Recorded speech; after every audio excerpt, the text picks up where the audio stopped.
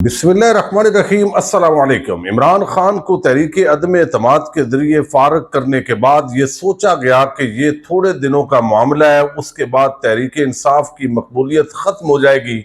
लेकिन तमाम चालें उल्टी पड़ी हैं और जहांगीर तरीन अलीम खान को आज पहला झटका लगा है, निशान इबरत बने हैं। जिस तरीके से उनका पहला जलसा ही नाकाम हुआ है, इसकी तफसील आपके सामने रखनी है। और जिस तरह वो लोगों को खरीद कर लाए हैं, दिहाड़ी पर लोगों को लाया गया है, कितने पैसे दिए गए हैं, ये भी आपको बताना है।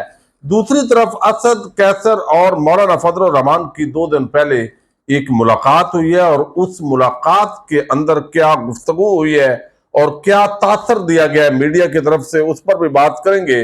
रात गए एक जाली रिकवरी का आज जिक्र एंटी करप्शन अदालत के अंदर हुआ है। चौधरी परवेज इलाही ने इस हवाले से क्या इल्जामात लगाए हैं एंटी करप्शन पर, यह भी आपके सामने रखना है। उम्मीद है आप समाअत करेंगे और अपने कीमती फीडबैक से जरूर आगाह करेंगे। आजकल सियासी इंतकाम के तौर पर तहरीक इंसाफ और उनके इत्तेहादियों के खिलाफ जिस तरीके से इकदामात हो रहे हैं, आपने देखा कि बहुत सारे लोग उनको गिरफ्तार किया गया। गिरफ्तार करने के बाद या तो उन्होंने प्रेस कॉन्फ्रेंस की या उन्होंने इंटरव्यू दिया, फिर वो जहांगीर तरीन की पार्टी में पहुंचे। इस तरह का खेल तमाशा माजी के अंदर भी यकीनन होता रहा है, लेकिन जितना जुल्म हो रहा है इस वक्त, वो शायद माजी के अंदर इसकी मिसाल नहीं मिलती पाकिस्तान के अंदर। आज जो जिस तरीके से ये चौधरी परवेज इलाही को अब इन पर जो सरकारी भर्तियां हैं उनके अंदर करप्शन करने का इल्जाम लगाया गया है। एंटी करप्शन पंजाब ने उनको गिरफ्तार किया, और जब एक केस के अंदर कुछ नहीं बनता, अगला केस, फिर अगला केस, ये जो मामला है इस पर उम्मीद थी कि जो कादी फायद ईसा, जिनको कुछ हमारे जाली दानश्वरों ने एक बड़ा हवा बना के हीरो बनाया था कि वो आइन, इंसानी हकूक, जमहूरियत, कानून और जो खवातीन के हकूक है उस हवाले से बड़े सख्त है।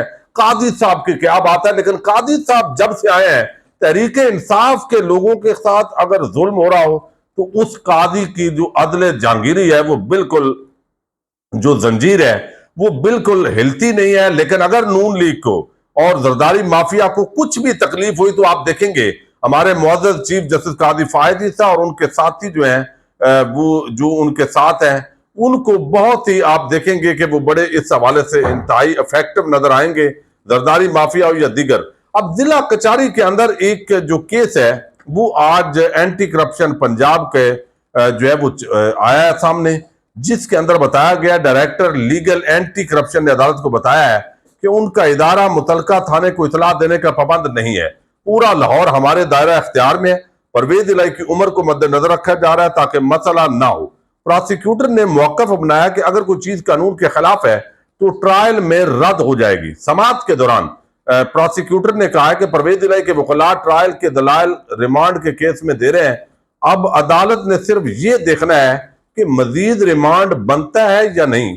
इसके बाद अदालत ने रिमांड से तोसी का जो फैसला है वो वापस लिया। लेकिन यहां पर जो चौधरी परवेज इलाही है उन पर चूंकि इल्जाम लगाया गया, और इल्जाम ये था कि आपने करप्शन की है, इसके अंदर पैसा कमाया है और पैसा कमाने के साथ ही नौकरियां बेची है। अब परवेज इलाही ने इस हवाले से बताया कि भाई मुझे ये जो बता रहे हैं कि उधर लेके गए हैं 41 लाख की रिकवरी हो गई है, मैं तो सारी रात सोया रहा हूं और वहां पे इनके सामने मौजूद था। ये रिकवरी रात को कहीं मेरे सोने के दौरान पता नहीं कहां से उठा कर ले आए, मेरा इसके साथ ना कोई ताल्लुक है। और एंटी करप्शन ने बताया कि हम तो इनके घर गए हैं और बड़ा वो रकम हमने रिसीव कर ली है। अब वो कहते हैं कि मेरे पास, कि मैं हल्फ उठाता हूं ये रात को मेरे पास नहीं आया, झूठ बोल रहे हैं। मेरे साथ जाकर 41 लाख की रिकवरी की, मैं तो सो रहा था, मुझे नहीं पता, मैं 70 साल की उम्र में ये सब नहीं कर सकता और मैंने सबसे ज्यादा नौकरियां दी हैं। लेकिन आज तक जो ये एक बड़ा अजीब किस्म का इल्जाम है नौकरियां बेचने वाला, ये तो किसी सूरत के अंदर हम सोच भी नहीं सकते। लेकिन ज़ाहिर है इमरान खान के साथ हैं और वो सदर है पीटीआई के, तो उनको अब भुगतना तो पड़ेगा।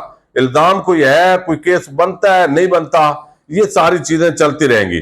दूसरी तरफ एक मुलाकात जो है उसका जिक्र हुआ है, और ये जो मुलाकात है ये असद कैसर और फजल रहमान के दरमियान जो है ये मुलाकात हुई 2 दिन पहले।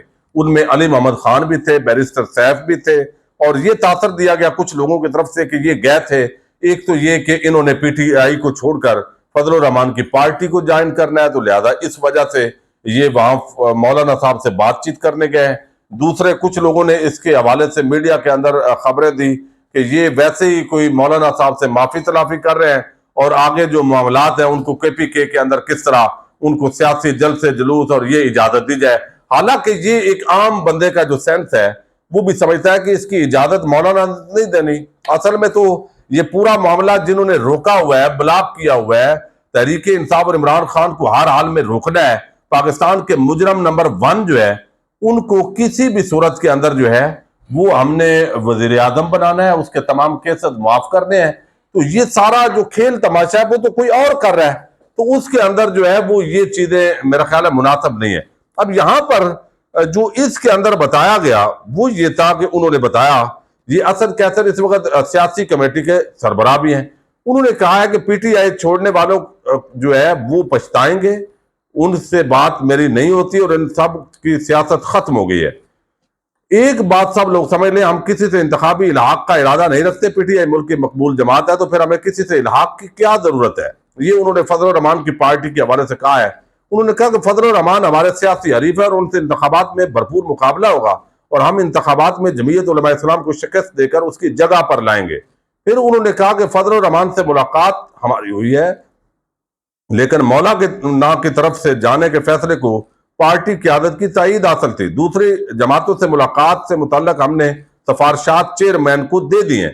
दूसरी वो कहते हैं जो इमामत की वो तस्वीर उन्होंने शेयर की है, ये गैर इखलाकी है। तो मेरा ख्याल है ये गैर इखलाकी नहीं है, रूटीन का मामला है। जब भी नमाज का टाइम हो, इमाम आगे जिसको भी खड़ा कर दें, वो फजल रहमान भी हो सकता है, वो आसफ जरदारी भी हो सकता है, वो नवाज शरीफ भी हो सकता है।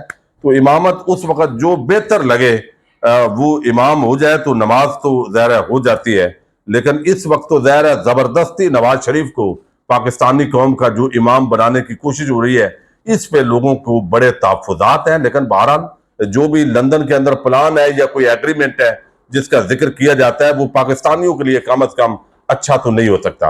एक और बड़ा जो मामला है वो बनाया गया, जिस तरह ये तजर्बात होते हैं और पहले भी तजर्बात हमारे जो ताकतवर हल्के हैं वो करते रहे, मुख्तलिफ अदवार के अंदर नून लीग से काफ लीग निकली, फिर मियाँ साहब जो है वो बाहर चले गए एनआरओ लेकर। लेकिन अब जो है तवक्को ये थी कि इमरान खान चंद दिन की बात है, गैर मकबूल हुकूमत है, तहरीक अदम एतमाद आ रही है, पिछली हुकूमत अब जो आएगी वो बड़ा डिलीवर करेगी और प्रोपेगेंडा हमने कर लिया है, टीवी चैनल मिला लिए, एंकर मिला लिए, तमाम अखबारात और जो भी सोर्सेज हैं सोशल मीडिया के लोगों को डरा लिया। तो लिहाजा अब इमरान खान का बयानिया और उसको कौन पूछेगा। लेकिन पिछले तकरीबन 2 साल के अंदर ये तमाम कोशिशें नाकाम हो गई हैं। यानी आप देखिए, लोगों को, हजारों लोगों को गिरफ्तार किया, 9 मई के वाकयात की आड़ में पूरी तरीके इंसाफ पर हमला आवर हुए, लेकिन ये नाकामी हुई है। अब जो है वो परवेज खटक साहब जो है वो कहते थे कि मैं बड़े लोग इकट्ठे करूंगा। ये तो मेरी कारकर्दगी की वजह से खैबर पख्तूनख्वा के लोग जो है असल में पीटीआई के साथ है, लेकिन उन्होंने जो जलसे किए 200 बंदा जो है वो जमा होता है। और जब उनसे सवाल किया गया, आप पिछले दिनों देख चुके हैं, उन्होंने कहा कि आपके जलसे में बंदा कोई नहीं जनाब, कुर्सियां सारी खाली है। जब स्टेज पे वो साफी सवाल कर रहा था तो उन्होंने कहा नो कमेंट। अब ऐसा ही जो हाल है वो आज जो है वो यहाँ पे शेख जो है जहांगीर तरीन और अलीम खान पैसे वाले आदमी है, खरबपति आदमी है, और अब इन्होंने क्या गेम की है कि जहानिया के अंदर आज पहला जलसा किया है। पाकिस्तान हो या जहां भी दुनिया के अंदर किसी जमात की लॉन्चिंग होती है तो वो लॉन्चिंग प्रेस कॉन्फ्रेंसेस में नहीं होती, उसका ऐलान जलसों में किया जाता है और किसी या वर्कर्स कन्वेंशन में किया जाता है। आज तक कोई जलसे ही नहीं हुआ तहरीक अदम इस्तेकाम का। और अब जो है वो तहरीक अदम इस्तेकाम ने एक जलसा रखा, कहां पे, बजाय लाहौर, इस्लामाबाद, कराची या पेशावर रखने के, उन्होंने एक जलसा रखा जो खानेवाल डिस्ट्रिक्ट है मुल्तान के साथ, उसकी तहसील जहानिया के अंदर, कि यहां से आज पहला तहरीक अदम इस्तेकाम जिसके सरबराह जहांगीर तरीन है और सदर अलीम खान है, वो जलसा किया जाएगा और बताया जाएगा कि देखा हम कितने मकबूल हैं। लेकिन आज वो पूरी कहानी वीडियो सबूतों के साथ खुलकर आ गई है। वही गेम की जो मरियम नवाज करती है नवाज शरीफ के जलसे के अंदर, कि 10 फुट के डंडे के ऊपर एक झंडा लगाया और दूर दूर कुर्सियां रखी और उसके साथ जो है एक एक बंदा कभी बिठा दिया, जितने हो जाएंगे لائٹنگ تیز کریں تاکہ رات کی روشنی کے اندر پتہ ہی نہ چلے، اگلا کوئی 1500 بندہ نظر آئے، پیچھے لگے کہ جیسے سمندر ہے عوام کا۔